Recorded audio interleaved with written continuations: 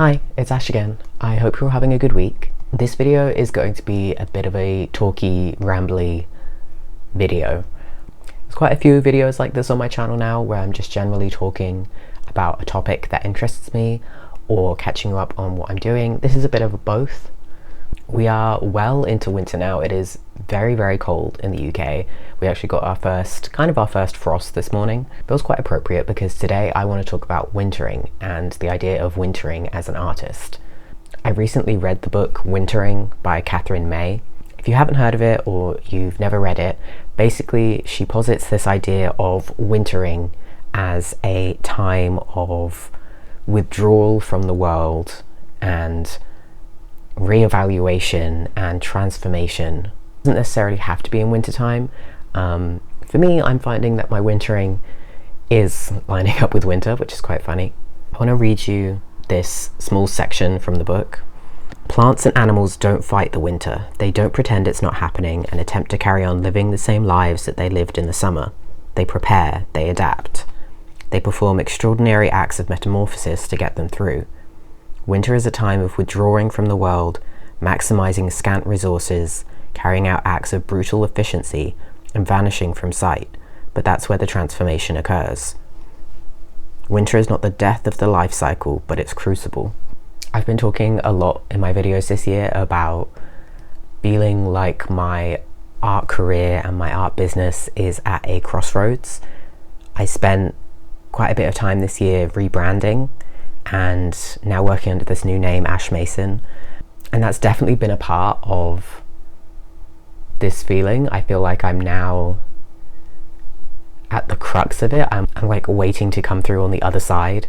I feel like I've been having my wintering moment this whole year, and I'm very much now in the nitty-gritty of it. Like I'm really deep in it. I kind of, like she said, I've kind of stopped fighting it and pretending it's not happening, and I'm letting myself rest and take some time to reevaluate.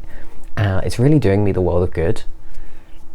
So with that in mind, I want to give like a little catch up whilst I talk about how my wintering is going. So wintertime is normally the time for winter markets, especially Christmas markets in the art world.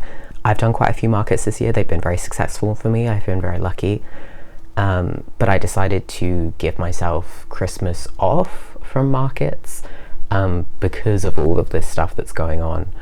I really felt like I needed to retreat and give myself a bit of a rest and a time to think. But I am doing one Christmas market. The creative place near me is it's essentially in like a permanent market stall setup. It's like almost like a mini shop. I've done markets with them before, and they are running a mini Christmas makers market at the minute. So it is a permanent market there from, I believe, last weekend right up until Christmas. It's a bunch of different makers who have brought in just a very small selection of their products, fit into this really nice small cozy space, and they'll be selling the products for us. It's going to be there permanently right up till Christmas. It's really exciting.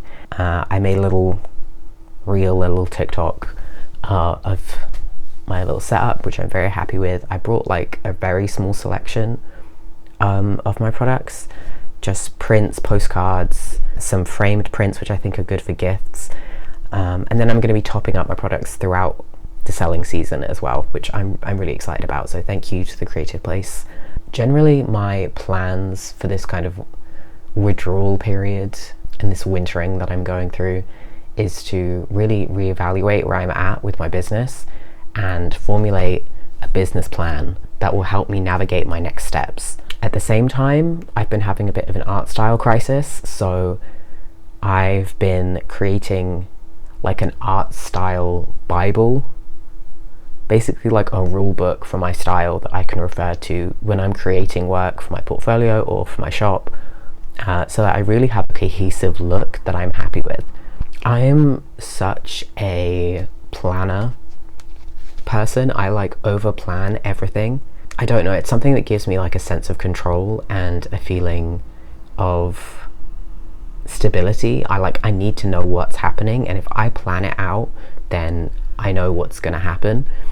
And I've really been going in on this business plan. I don't want to talk about it too much because I'm still in it, I'm still working on it, and B, I don't want to be that kind of person that's like, I'm going to do this, I'm going to do this, and like talking about all the things and all the moves they're going to make before they do them. I think it's better to just do the thing.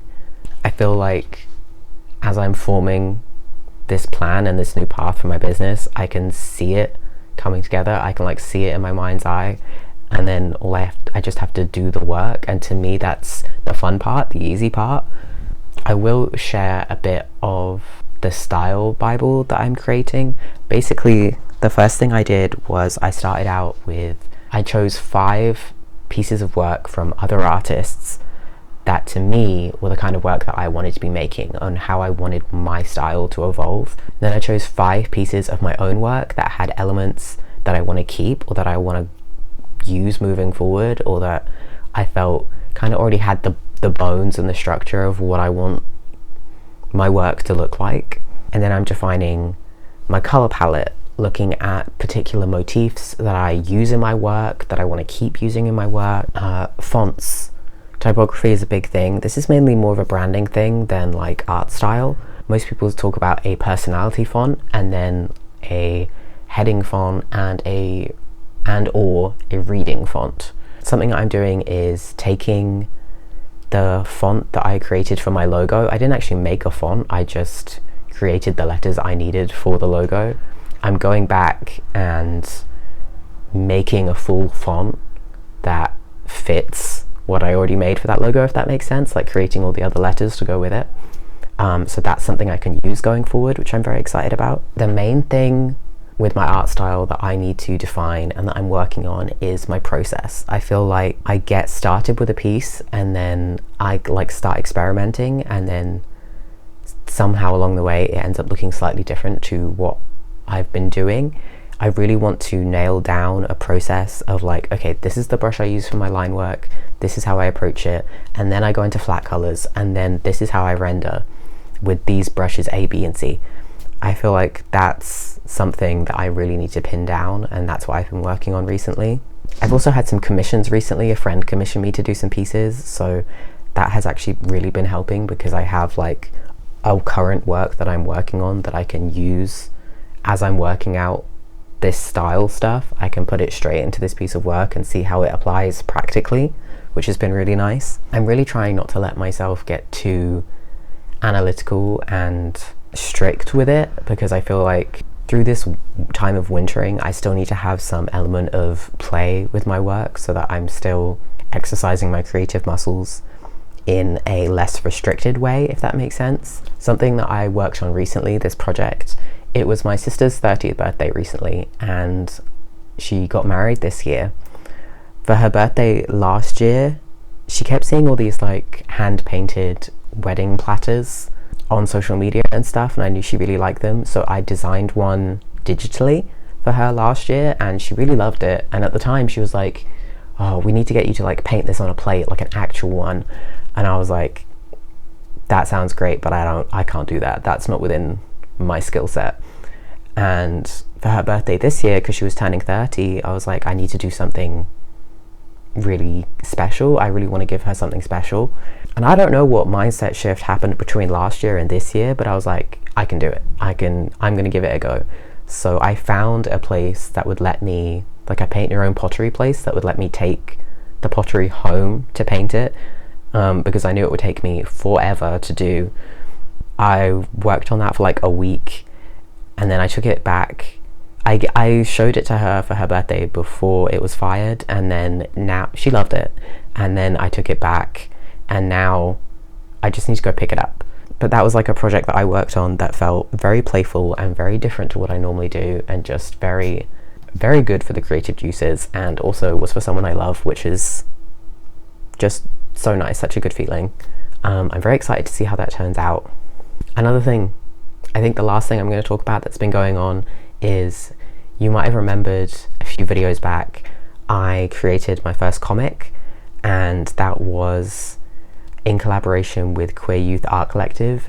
It was for the comic anthology that they're making, and I talked about the launch and how it was going to get printed. It has now been printed.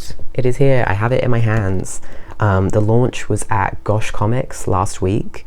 Unfortunately, I couldn't attend, but I'm told it went really, really well. I think they sold every copy that they brought, which is amazing. All the proceeds go towards more funding for the Queer Youth Art Collective.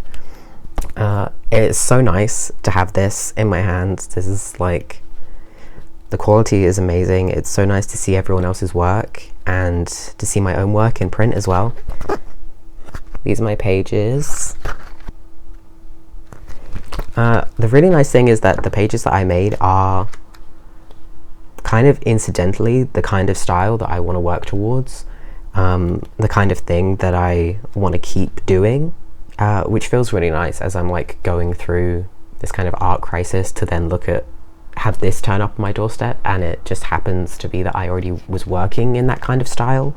It's a very nice coincidence that feels really great, and it's the kind of work that I want to keep making. The comic that I made was autobiographical. It was very honest. It was about things that I've been thinking about in my life, and it's the kind of authentic work that I want to keep making. So yeah, my plan is to kind of be in this planning, withdrawn, working on things by myself in the background, being in this kind of state until the end of the year, and then hopefully, I mean, it's kind of cliche, but yes, in the new year we can start afresh. I have this really nice foundation to work from, and then just keep creating exciting work from there. So videos for the rest of the year are going to be kind of along this vein. I want to finish my sketchbook before the end of the year, so I think one of my videos is going to be me working in my sketchbook and filling up those pages, which is going to be really fun, experimenting, having fun, doing some style studies, and then probably a journal video as well before the end of the year, because new year, new journal, and I'm very excited for my new setup. I'm going to finish with another quote from Wintering that I really loved. In the book, she talks to a lot of different people about their experiences with wintering and how they move through it. One of the people she spoke to had bipolar disorder, and they were talking about what her doctor had said to her, and he said, "This isn't about getting you fixed. This is about you living the best life you can with the parameters that you have." I really love that. As an autistic person, I know that I live within a certain set of parameters. I have certain things that I struggle with, that I'm always going to struggle with, even if they're better than they used to be. And I think that can kind of just apply to anyone. We all have certain things that we have to work around, and what our best life looks like will be different from person to person. So working out the parameters that we have, and then what our best life looks like and how we can achieve that. I think that's kind of what wintering is about, is taking a step back and working those things out, and then figuring out the next steps to move forward. And personally, I'm really, really enjoying it. So if you've watched this whole video, I really, really appreciate it. You can leave me a like if you did.